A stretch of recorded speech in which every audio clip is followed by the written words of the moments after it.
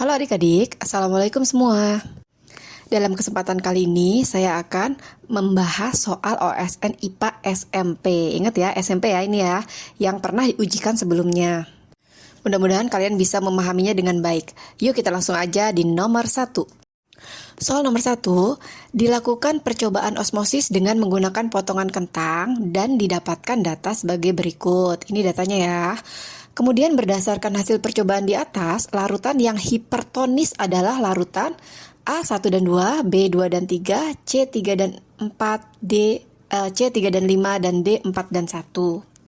Disebutkan di soal ini merupakan percobaan osmosis. Nah, osmosis sendiri adalah pergerakan air dari larutan yang berkonsentrasi rendah ke larutan yang berkonsentrasi tinggi melalui membran semi-permeabel. Ingat ya. Pertanyaannya itu larutan yang hipertonis. Nah, yang ditanya adalah yang hipertonis ya. Kalau hipertonis itu adalah larutan yang memiliki konsentrasi zat terlarut lebih tinggi dibandingkan cairan sel. Sehingga air itu akan keluar dari sel. Nah, mudahnya kentang itu akan kehilangan air dan juga beratnya berkurang. Jadi kita cari dulu nih di tabel ini mana sih berat kentang yang tadinya lebih berat, kemudian di akhirnya dia lebih ringan. Sekarang kita cek larutan yang pertama. Awalnya itu 2,0 gram, nah di akhirnya 1,6. Kemudian yang kedua 2,0, di akhirnya 1,7. Nah, artinya ini merupakan larutan yang hipertonis gitu ya, karena dia kehilangan beratnya atau beratnya berkurang. Sedangkan untuk larutan yang kedua itu berat akhirnya itu malah bertambah ya. Nah, artinya kentang ini bertambah berat, berarti air itu masuk ke dalam sel kentang dong, ya nggak? Dari larutan. Nah, ini disebutnya larutan hipotonik, bukan hipertonik. Kemudian kita lihat larutan yang ketiga. Di awal dan di akhir itu dia itu sama-sama 2 gram. Artinya tidak ada perpindahan air bersih karena larutan ini bersifatnya isotonik. Jadi nggak ada nih larutannya yang keluar atau yang masuk gitu ya. Nah, ini yang disebut dengan larutan yang bersifat isotonik. Jadi bersifat isotoniknya terhadap kentang.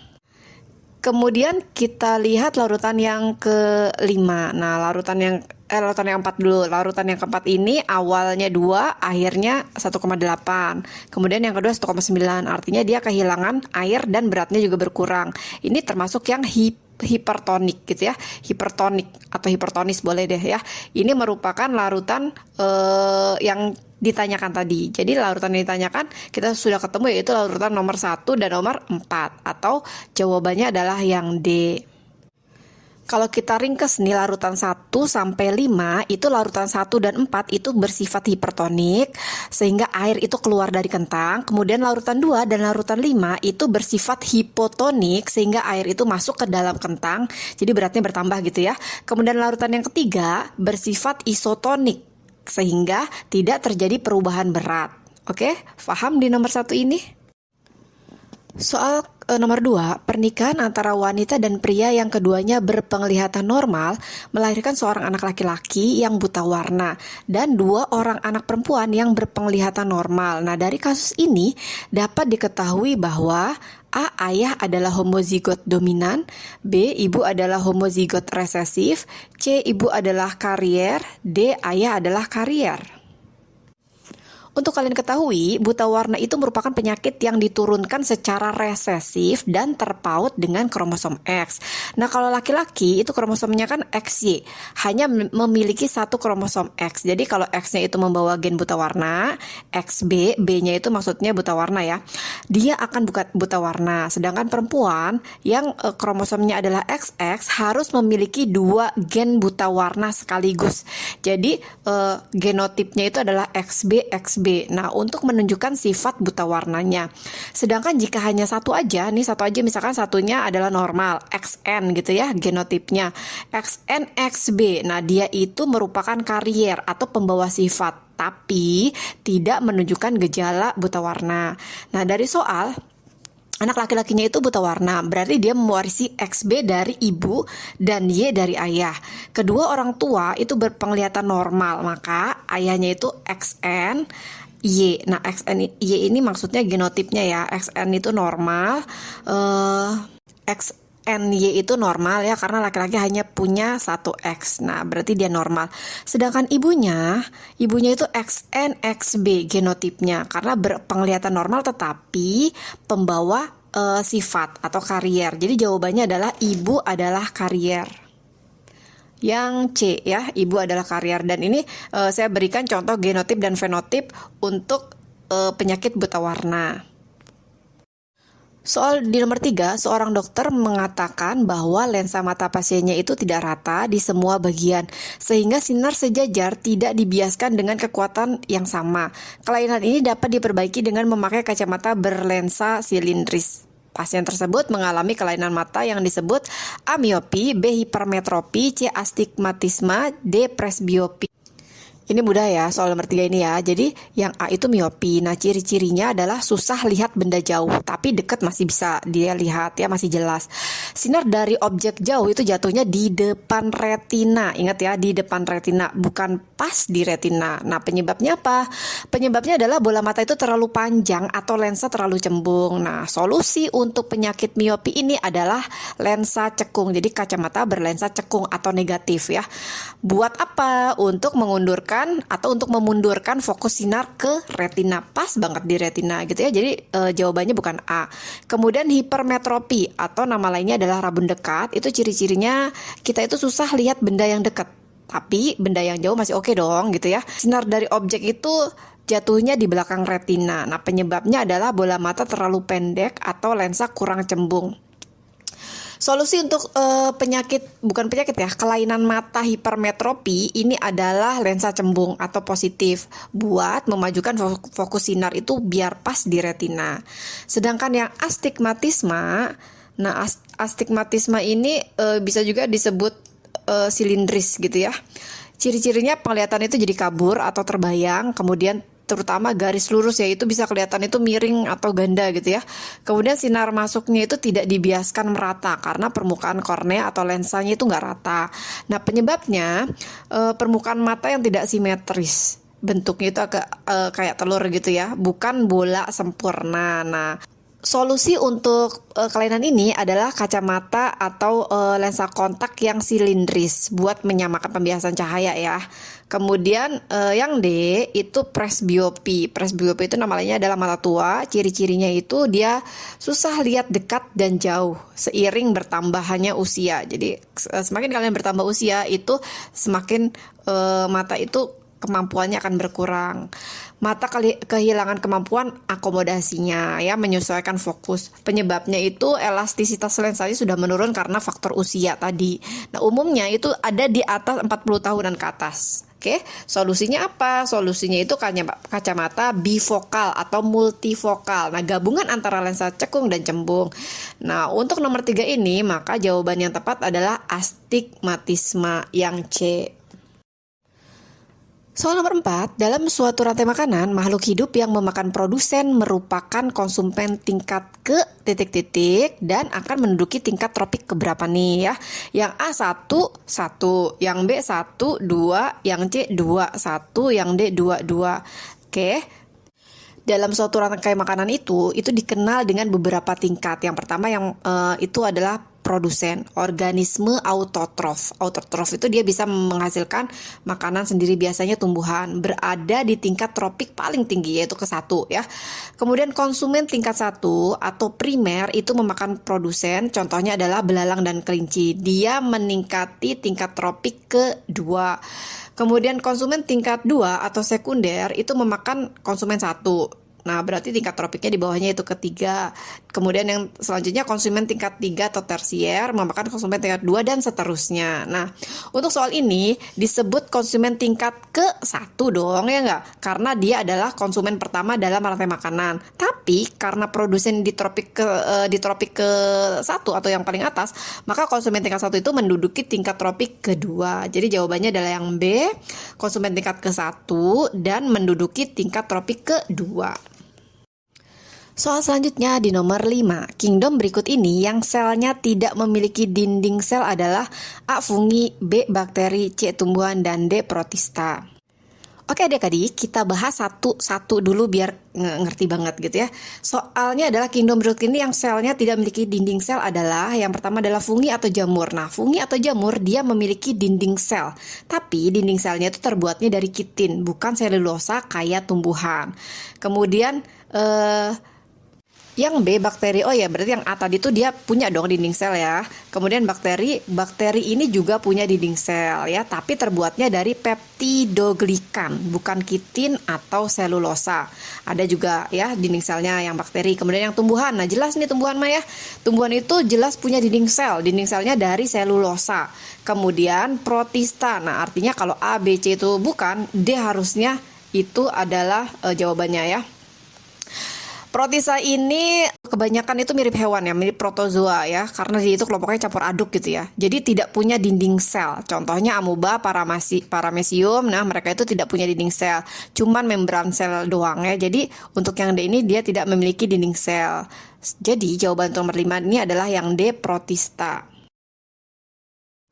Soal nomor 6, keanekaragaman hayati yang tinggi di daerah tropis dimungkinkan oleh adanya faktor berikut kecuali A. curah hujan yang tinggi, B. suhu yang hangat, C. perbedaan suhu yang relatif tinggi, dan D. cahaya matahari ada sepanjang tahun.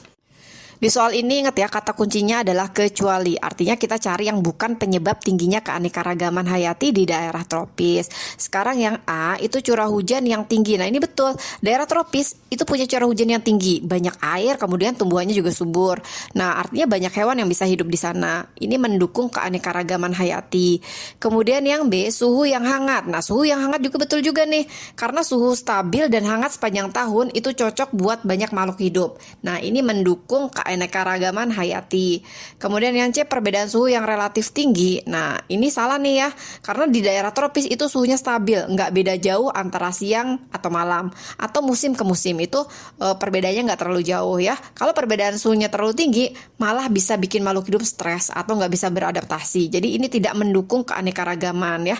Jadi jawabannya kita sudah dapat, yaitu yang C. Kita bahas juga yang D nih, cahaya matahari ada sepanjang tahun. Nah ini bener banget nih, sinar matahari itu konsisten sepanjang tahun. Nah, fotosintesis terus berjalan, tanaman tumbuh subur, dan rantai makanan jadi lancar. Nah ini mendukung keanekaragaman hayati ya. Jadi jawaban yang benar adalah yang C, yaitu perbedaan suhu yang relatif tinggi ya. Karena di daerah tropis itu justru stabil, bukan relatif tinggi atau relatif rendah gitu ya. Soal nomor 7, organel sel yang berperan untuk mendetoksifikasi racun adalah A. lisosom, B. mitokondria, C. peroksisom, D. badan Golgi. Kita bahas semua ya, dari yang A, lisosom. Nah, lisosom ini fungsinya buat menguraikan zat-zat asing atau sel yang rusak pakai enzim pencerna. Dia lebih ke penghancur sel, bukan detoksifikasi racun, kayak zat beracun dari metabolisme gitu ya. Berarti yang A ini bukan. Kemudian yang B, mitokondria, ini tempat respirasi sel yang menghasilkan energi atau ATP buat sel. Jadi nggak berhubungan langsung sama pembuangan racun.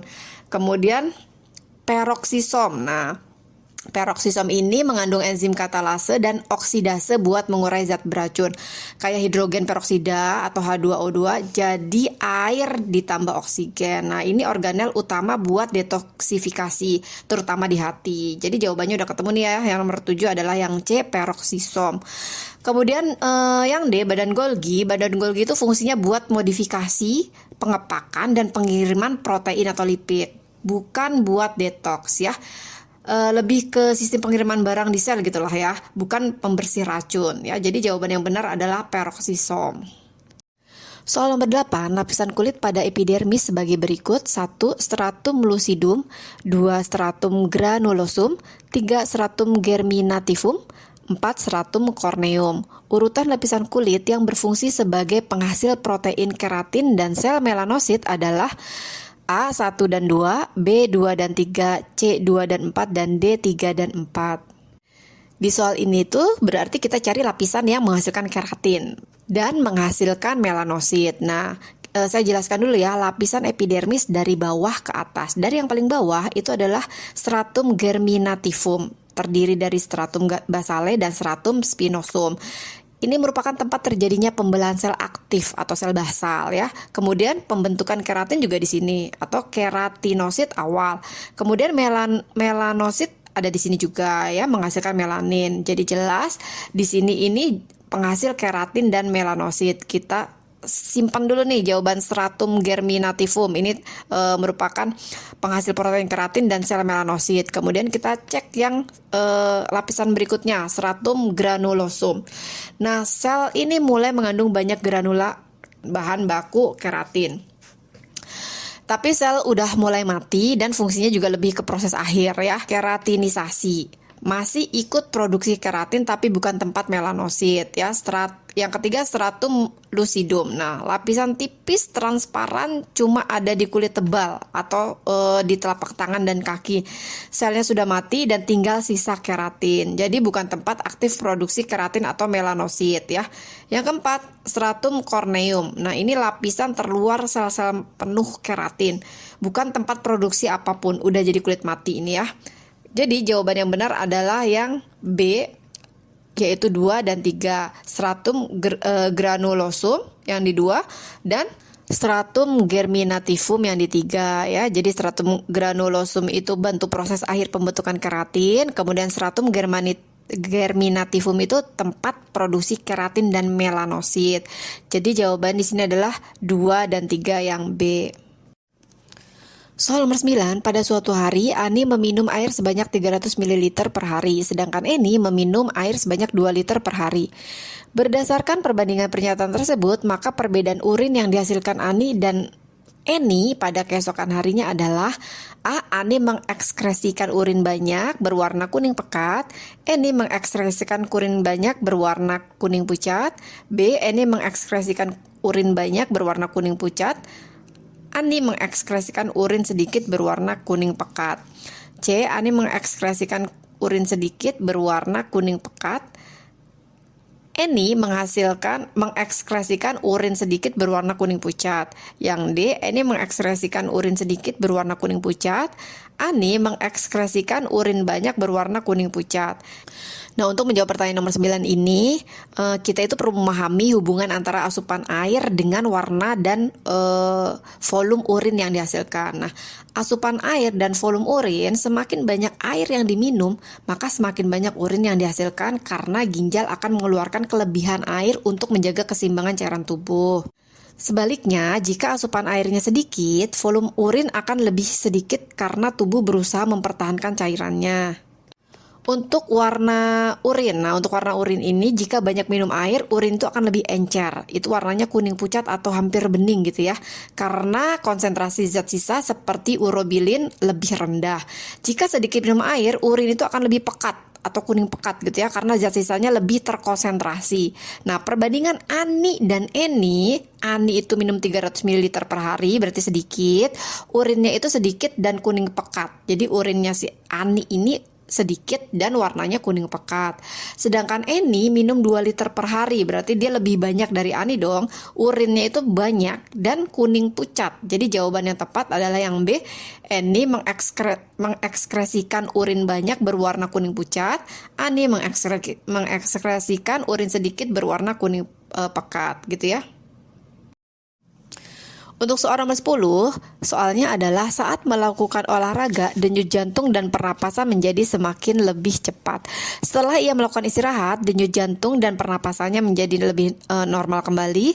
Mekanisme tersebut dimungkinkan karena adanya A. Saraf simpatik, B. Saraf parasimpatik, C. Sumsum lanjutan, dan D. Sumsum tulang belakang. Kita bahas satu persatu optionnya. Yang pertama saraf simpatik. Nah, saraf simpatik ini hanya menjelaskan peningkatan denyut jantung saat olahraga, tidak menjelaskan pemulihan setelah istirahat ya. Kemudian saraf parasimpatik itu dia bertanggung jawab mengembalikan denyut jantung dan pernapasan ke normal setelah kita melakukan olahraga. Nah, ini jawaban yang paling tepat karena mekanisme ini melibatkan keseimbangan antara simpatik saat aktivitas dan parasimpatik saat istirahat. Kita kunci jawaban nomor 10 adalah yang yang B saraf parasimpatik. Nah, kemudian yang C, sumsum lanjutan atau kita kenal dengan medula oblongata itu mengandung pusat kontrol pernapasan dan denyut jantung. Tetapi bukan pengatur utama perubahan saat olahraga dan istirahat ya. Yang D, sumsum tulang belakang itu berperan dalam refleks dan penghantaran sinyal saraf, tidak mengatur denyut jantung atau pernapasan secara langsung. Nah, adik-adik, sampai di sini dulu ya penjelasan videonya kali ini. Mudah-mudahan kita akan sambung lagi di video-video selanjutnya. Terima kasih sudah menonton dan semoga bermanfaat. Sampai jumpa.